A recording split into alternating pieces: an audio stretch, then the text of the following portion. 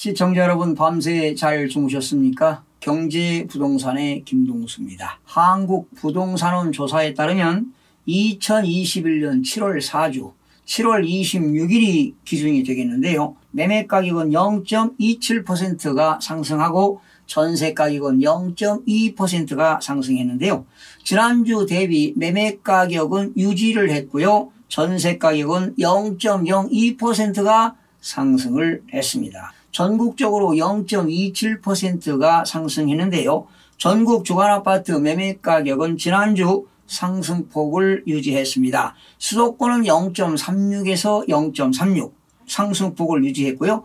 서울은 지난주 0.19에서 이번 주 0.18로 상승폭이 축소가 되었습니다. 지방은 지난주 0.19, 이번 주 0.19로 상승폭을 유지했고요. 5대 광역시도 0.20%로 상승폭을 유지했고요. 8개도는 지난주 0.18, 이번 주 0.20. 그러나 세종시가 지난주 0.05%에서 이번 주 마이너스 0.09%로 하락폭이 확대가 되었습니다. 시도별로 살펴보게 되면 제주 0.59% 상승, 경기 0.45, 인천 0.39, 충북 0.30, 울산 0.27, 전북 0.26, 부산 0.25, 충남 0.25, 강원 0.23 등은 상승했으나 세종시만 마이너스 0.09%로 하락을 했습니다. 세종시는 여러 번 걸쳐서 말씀을 드렸는데요. 지금 세종시는 완전히 거래가 실종된 상태입니다. 그리고 거래 가격이 지금 2, 3억씩 떨어지는 단지들이 지금 속출되고 있는데요. 반면 일반 분양 청약이 무려 200대 1을 기록하는 양상을 보이고 있고 미스매치 현상이 지금 강하게 나타나고 있습니다. 세종시 어진동에 있는 더샵 레이크파크 건축연도 2013년이 되겠고요. 전용면적 84.99제곱미터가 지난 5월 7일에 9억 원에 거래가 됐는데 7월 12일에는 6억 원에 거래가 되었으니 무려 3억 원이 하락을 했습니다. 세종시 다정동 기온마을입니다. 10단지인데요. 2018년 건축했습니다. 전용면적 84.7524제곱미터인데 지난해 11월에 10억 5천만 원에 거래가 됐는데요. 올 2월에는 8억 5천만 원에 거래가 되었으니 2억 원가량 떨어졌습니다. 그리고 2월에 한 건이 거래가 발생하고요. 이후 5개월 동안 지금 한 건의 거래가 없습니다. 완전히 지금 세종시는 거래가 실종된 상태인데요. 이런 현상은 지금 바람직하지 않다고 보는 거 아니겠습니까? 불장일 때는 그냥 엄청난 거래가 발생하고 그리고 불장이 아닐 때는 거래가 전혀 없다는 것입니다. 이거 정상적인 부동산 시장이라고 볼 수가 없는 것 아니겠습니까, 여러분? 수도권은 0.36% 상승했고요. 서울은 0.18% 상승, 인천 0.39% 상승, 경기 0.45% 상승했습니다. 서울은 지난주 0.19, 이번 주 0.18로서 지금 서울은요, 사회적 거리두기 강화 및 무더위 지속 그리고 휴가철 도래 등으로 거래 활동이 위축되고 있는 가운데 정비사업 기대감 있는 재건축 단지나 중저가 단지 갭 메우기 수요 등으로 지금 상승세를 이어가고 있습니다. 강북구 14개구입니다. 플러스 0.19% 상승했습니다.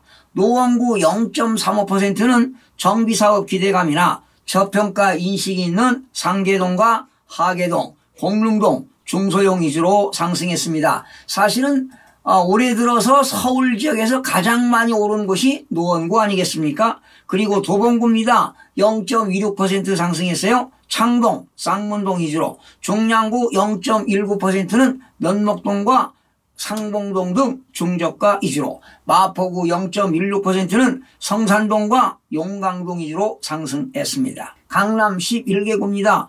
플러스 0.18%가 상승했습니다. 강남 4구입니다. 서초구는 0.19%는 반포동 신축이나 서초동 재건축 위주로, 강남구 0.19%는 압구정동과 대치동 재건축 위주로, 송파구 0.18%는 신천동과 방이동 재건축이나 잠실동 인기단지 위주로, 강동구 0.16%는 고덕동과 암사동, 명일동 위주로 상승했습니다. 강남 4구 이외의 지역입니다. 영등포구 0.21%는 당산동과 물레동 위주로, 강서구 0.21%는 마곡지구와 방화동, 가양동, 중저가 위주로 상승했습니다. 현재 서울시는 현재 강북구 쪽으로 중저가 아파트가 지금 소형 아파트가 소폭 상승세를 이어가고 있습니다. 인천입니다. 지난주 0.46% 상승, 이번 주는 0.39% 상승했습니다. 연수구 많이 올라가고 있습니다. 0.5% 상승했습니다. 교통개선 기대감이는 옥년동과 청학동 위주로, 서구 0.45%는 개발 호재가 있는 경서동과 금곡동, 청라동 위주로, 부평구 0.42%는 일신동과 청천동 위주로, 계양구 0.34%는 3기 신도시 개발 기대감 있는 동양동과 귤현동 위주로 상승했습니다. 경기 지역 지난주 0.44, 이번 주 0.45%가 됐습니다. 군포시 참 많이 올랐습니다. 이번 주 무려 0.89%가 올랐네요.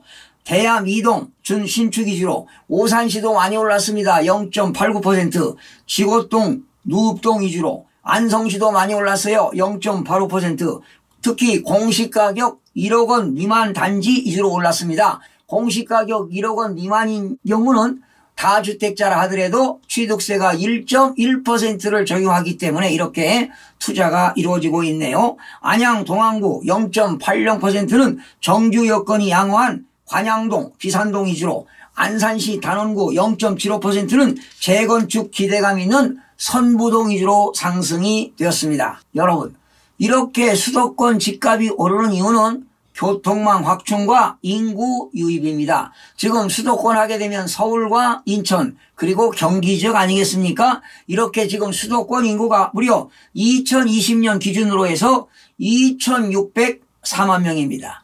2019년 기준 2589만 명에 비하면 1년 사이에 15만 명이 증가를 했습니다. 우리나라 전체 인구의 50.2%가 수도권에서 거주하고 있습니다. 그러나 수도권 지역에 집 없는 서민이 50%가 되는 거 아니겠습니까? 그러니 공급이 턱없이 부족하다고 볼 수밖에 없습니다. 그러니 집값이 계속 상승하는 것 아니겠습니까? 집값은 수요 공급 원칙에 따라서 가격이 올라갈 수밖에 없습니다. 그러나 앞으로 경기 상황에 대해서 기준금리가 올라가고 이자 비용이 가파르게 올라간다면 부동산 시장에도 엄청난 파장이 올 거라고 예상이 됩니다. 울산입니다. 0.27% 상승했습니다. 특히 울산 동구 많이 올랐습니다. 0.64%는 동구 서부동과 공시가격 1억 원 미만 구축 위주로, 남구 0.39%는 학군 등 주거 환경이 양호한 옥동 삼산동 위주로 상승했으나 중구는 마이너스 0.03%는 매수세가 위축되면서 하락으로 전환이 되었습니다.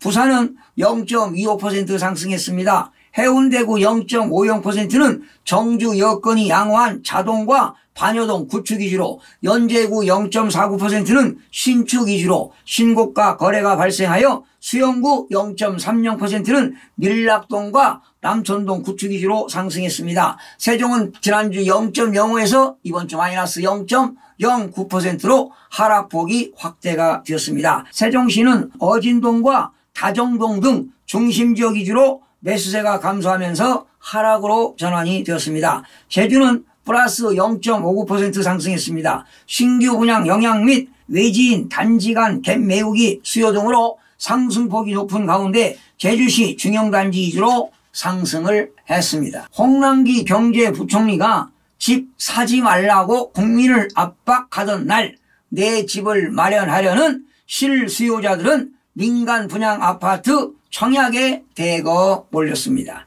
집값 급등 책임을 국민에게 떠넘기려는 정부의 국민이 행동으로 반발한 셈입니다.